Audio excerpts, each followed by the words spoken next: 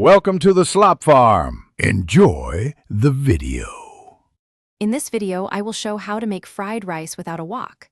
Start with day-old rice and a wide skillet and heat the pan until nearly smoking.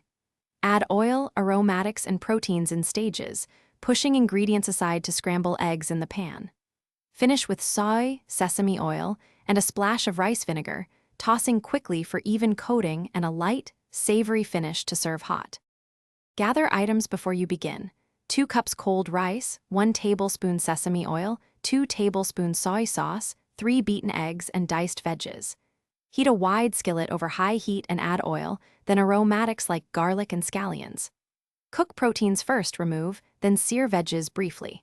Reintroduce rice and proteins, stir-fry aggressively, and finish by adjusting seasoning and adding a final drizzle of sesame oil and soy. Maintain high heat and quick motion to replicate wok results in a skillet. Press and scrape rice with a flat spatula to separate grains and promote browning. Cook ingredients in batches to avoid crowding, then combine everything at the end for quick finishing. Adjust seasoning with soy or a pinch of salt, add a squeeze of lime if desired, and serve immediately for the best texture and flavor contrast. Thanks for watching. Consider subscribing if we helped you today.